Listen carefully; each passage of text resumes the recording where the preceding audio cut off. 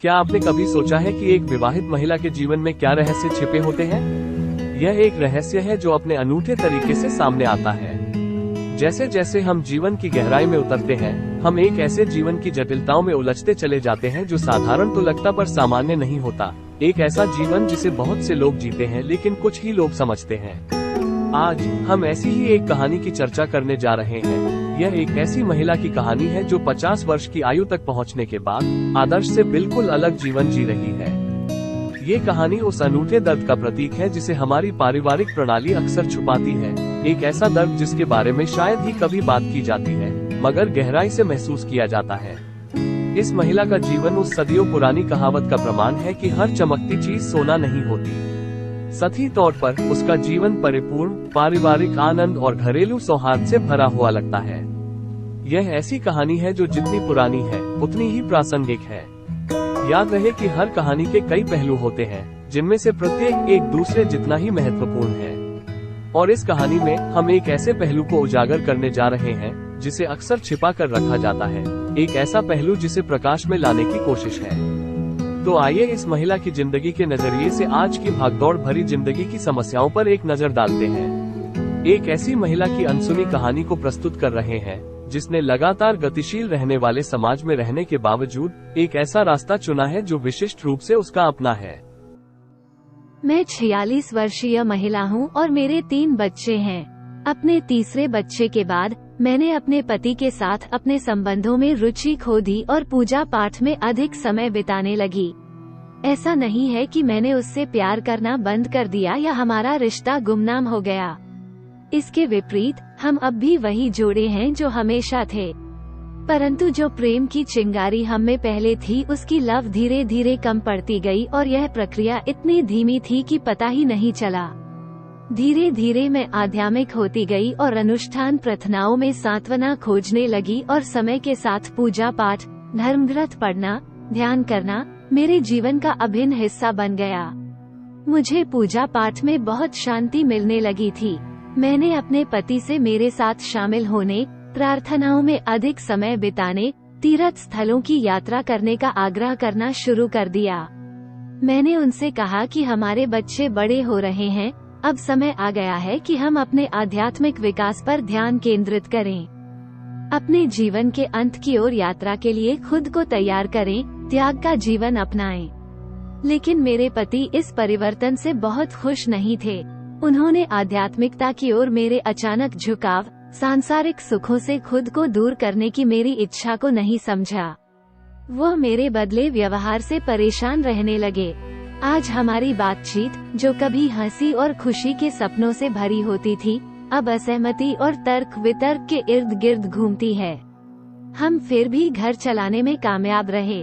काम काज सब पहले की तरह हो रहे हैं, बच्चों की देखभाल में भी कोई कमी नहीं है। लेकिन हमारे रिश्ते की गतिशीलता में बदलाव आया।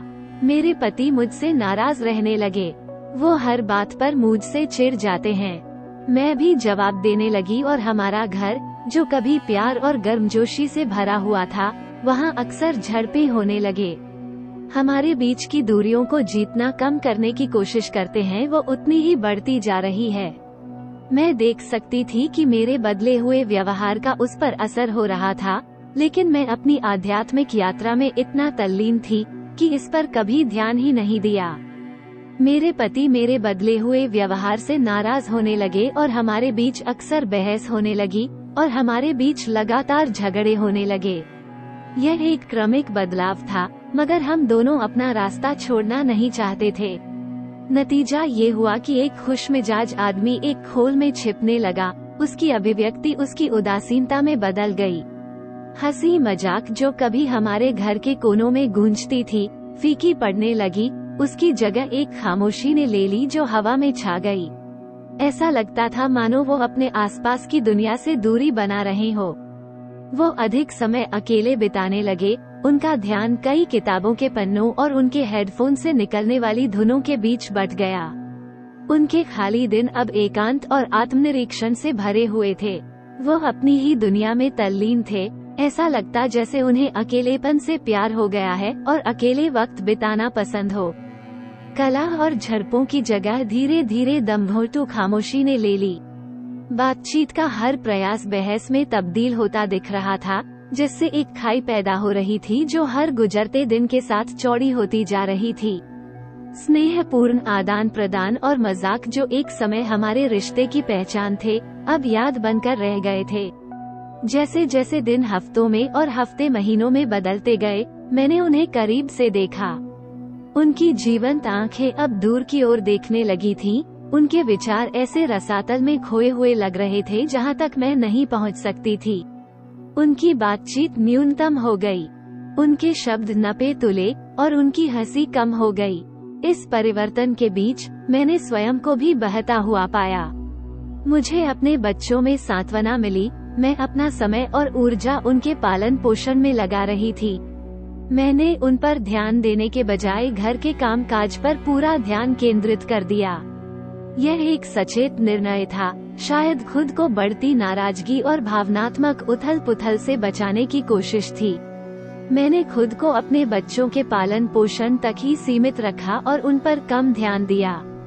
जैसे जैसे मैं अपने बदले हुए जीवन की जटिलताओं से गुजर रही थी, मैं अपने पति से अलग रास्ते पर आगे बढ़ती जा रही थी, मगर मैं समझौता करना नहीं चाहती थी। लेकिन कुछ वर्षों के बाद मैंने देखा कि वो पूरी तरह से अलग थलग हो गए। वो घर या बाहर बहुत कम बात करने लगे। वो अपने ही घर में लगभग अजनबी बन गए। बच्चों के साथ उनकी बातचीत महज जरूरतों तक ही सीमित हो गई। उनकी हंसी और मजाकिया बातचीत, जो एक समय हमारे घर में गूंजती थी, अब कहीं नहीं मिलती। उनका अलगाव सिर्फ हमसे, उनके परिवार से ही नहीं, बल्कि बाहरी दुनिया से भी बढ़ता गया। उनका सामाजिक मेलजोल भी कम होता गया। उनके दोस्तों ने फोन करना बंद कर दिया, उनके बारे में पूछना बंद कर दिया। यह ऐसा था मानो वो किसी गहराई में डूब गए हों। उनकी अपनी एक दुनिया बनती गई, जहां किसी और को आने की अनुमति नहीं थी। अब उनके लिए मुझे चिंता होने लगी, मगर शायद मैंने देर कर दी थी। मेरे मन में सवाल उठने शुरू हो गए कि क्या उनका अलगाव किसी गहरे मुद्दे का संकेत है? क्या वह मानसिक स्वास्थ्य समस्याओं से जूझ रहे हैं? यह एक ऐसा विचार था जिसने मेरे जीवन में सिहरन पैदा कर दी। यह एक ऐसी संभावना थी जिसे मैं नजरअंदाज नहीं कर सकती थी, और दूसरी ओर किसी अफेयर की संभावना भी मुझे डराने लगी। क्या उसके जीवन में कोई और थी जो उसे हमसे दूर ले जा रही थी? यह विचार दुखद था, लेकिन मैं इसे खारिज नहीं कर सकी। उनका बदला हुआ व्यवहार, हमारे प्रति उनकी रुचि की कमी, उनकी गोपनीयता, सब कुछ उस चीज की ओर इशारा करता था जो वो हमें नहीं बता रहे थे। इन सभी संदेहों और आशंकाओं के बीच मैंने खुद को अपने कार्यों पर सवाल उठाते हुए पाया। क्या मैं ही उसके अलगाव का कारण थी? क्या मेरा ध्यान उनसे हटकर हमारे बच्चों और मेरी आध्यात्मिक गतिविधियों पर केंद्रित हो गया, जिससे वे दूर हो गए? क्या अधिक धार्मिक जीवन जीने की मेरी जिद हमारे बीच दरार का कारण बनी? ये सवाल मुझे परेशान करते हैं, मुझे रातों में जगाए रखते हैं। मैंने उनसे बात करने की कोशिश की, लेकिन वो दूर ही रहते हैं, अपनी ही दुनिया में खोए हुए हैं। मैं असहाय महसूस कर रही हूँ। अब मैं हमारे बीच की दूरी को कैसे कम करूँ समझ नहीं आ रहा है। मैं अब देख रही हूँ कि कैसे मैंने हंसते खेलते परिवार को बर्बाद कर दिया है, कैसे मेरी जिद ने हमें विफल कर दिया। मुझे समझ नहीं आ रहा कि मुझसे कहाँ गलती हुई। कृपया सलाह दें। आपको ये कहानी कैसी लगी? कृपया अपनी प्रतिक्रिया कमेंट में साझा करें। जीवन की वास्तविकताओं का सामना करना महत्वपूर्ण है और हमारे चैनल का लक्ष्य इसे सुविधाजनक बनाना है। आज ही हमारे चैनल को सब्सक्राइब करें। हम आपका स्वागत करते हैं। यहाँ कहानियाँ केवल मनोरंजन के लिए नहीं, बल्कि सीखने, समझने और बदलाव लाने के लिए प्रस्तुत की जा रही है। अब तक हमारे साथ बने रहने के लिए आपका बहुत बहुत धन्यवाद।